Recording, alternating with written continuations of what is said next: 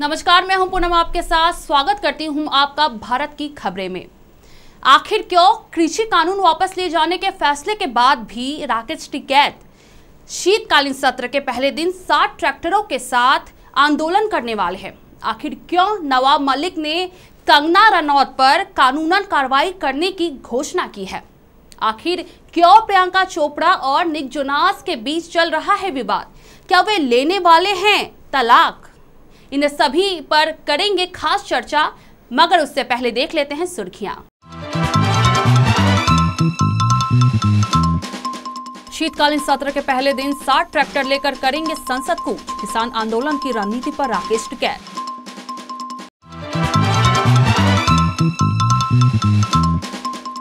लालू यादव ने सालों बाद चलाई अपनी पहली गाड़ी, साथ में लिखा गंभीर संदेश।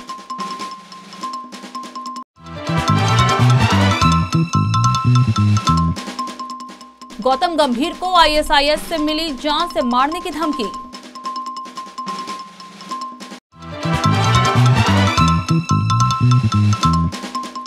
नवाब मलिक बोले, केंद्र कंगना को कितनी भी सुरक्षा मुहैया करवा ले, कार्रवाई तो होगी।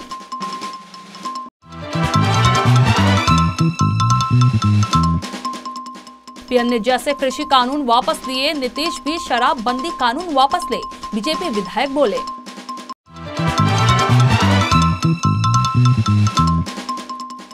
रहेला फर्नीचर वाला का खुलासा, आर्यन की तरह उन्हें भी छोड़ने के लिए कुछ लोगों ने मांगे थे पैसे।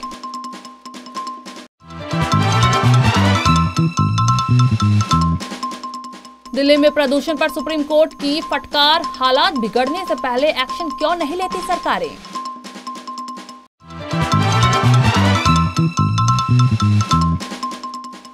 बंगाल लूटकर सियासी व्यापार करने दिल्ली आई हैं दीदी, ममता पर अधीर रंजन चौधरी का हमला।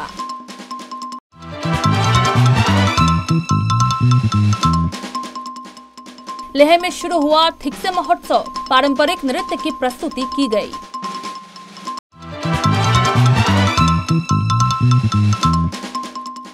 प्रियंका चोपड़ा ने पति निक जोनास को किया रोस्ट, बोली मैं हूं कामयाब एक्ट्रेस।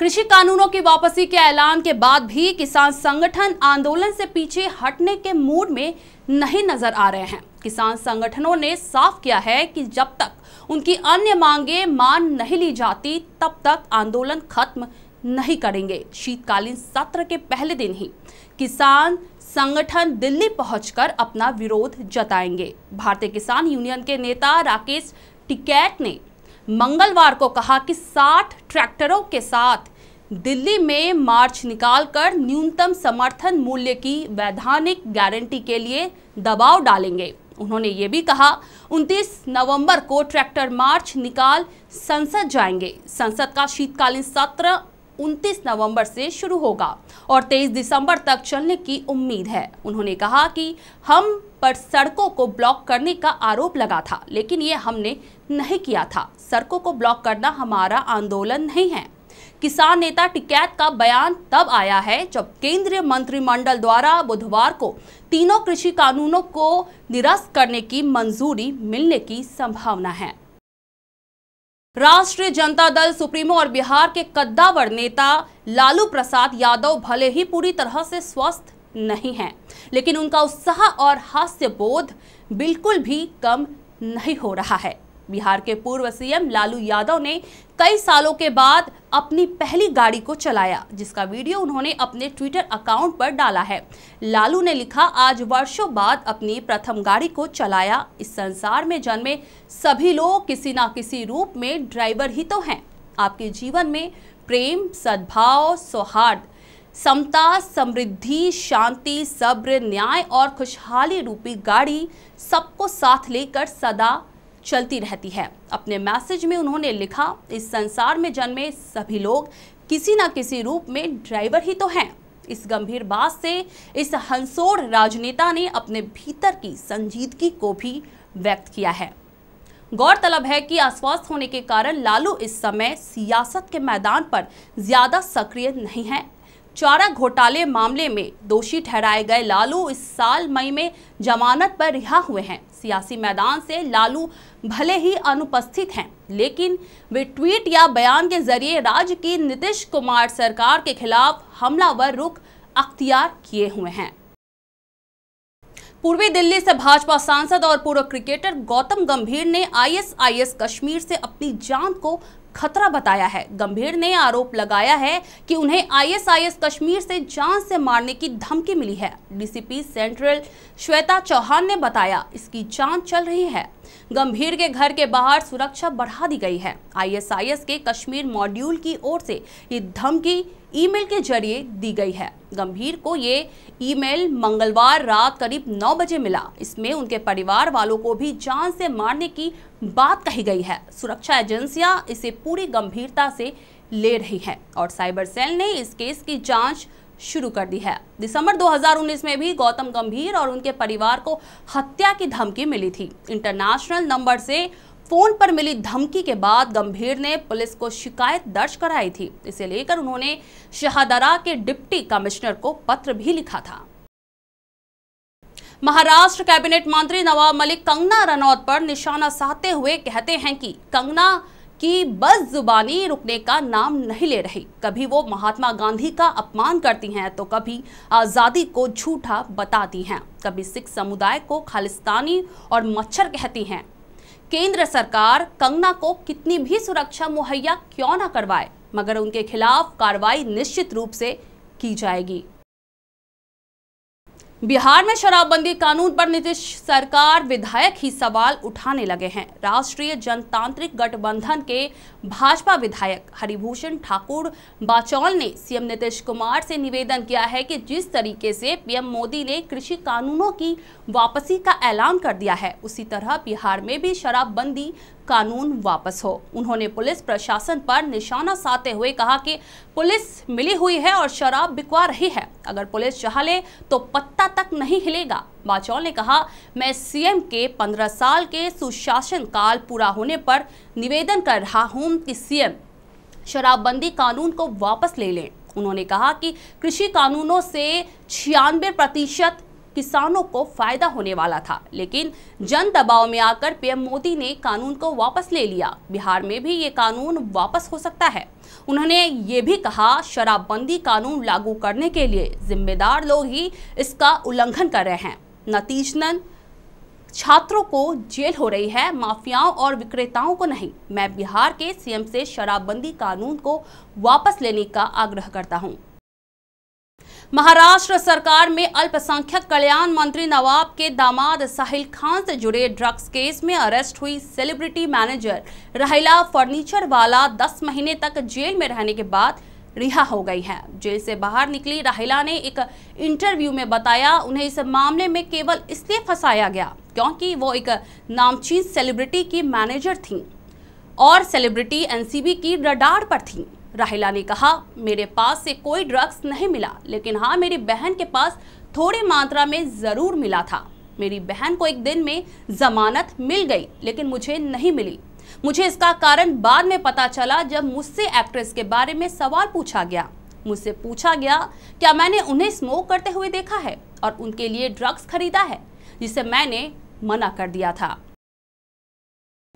सुप्रीम कोर्ट में दिल्ली एनसीआर में बढ़ते वायु प्रदूषण के मामले पर बुधवार को सुनवाई हुई।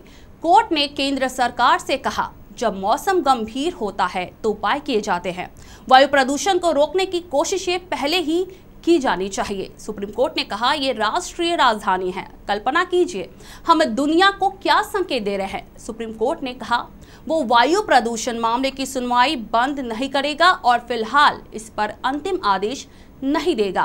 अदालत ने कहा, मामले की गंभीरता को देखते हुए वो इसकी सुनवाई करता रहेगा।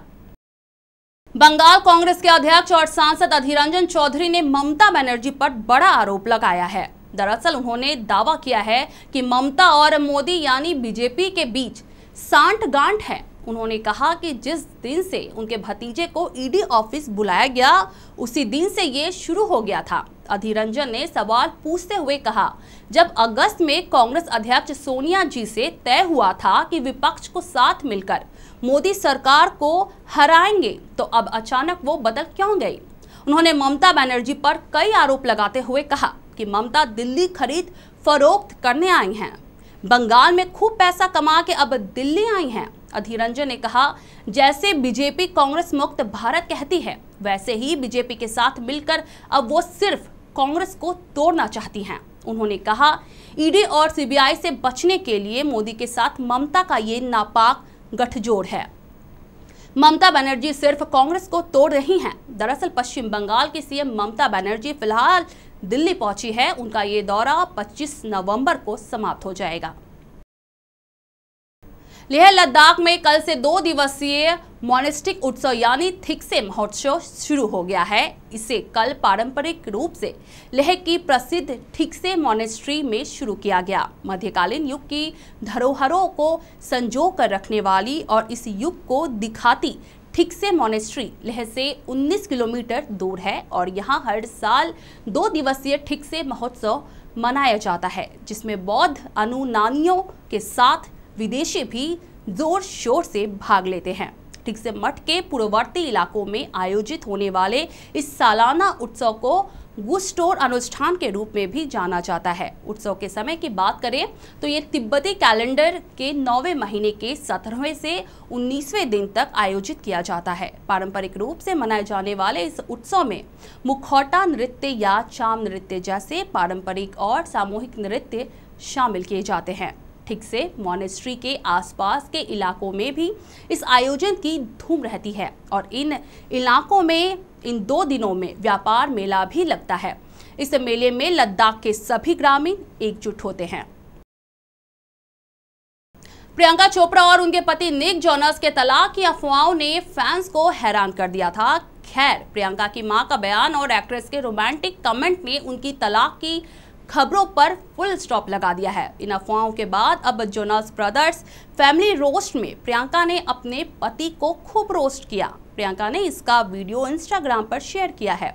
वे कहती हैं, आज मैं यहां आकर बहुत सम्मानित महसूस कर रही हूं, जहां मैं अपने पति निक जोनास को रोस्ट करूंगी और उनके भाइयों को भी, जिनका नाम मैं कभी याद नहीं कर पाऊंगी। मैं भारत से हूं, जहां संस्कृति, संगीत और मनोरंजन का भंडार है, इसलिए जोनास ब्रदर्स वहां अपनी पकड़ नहीं बना पाए।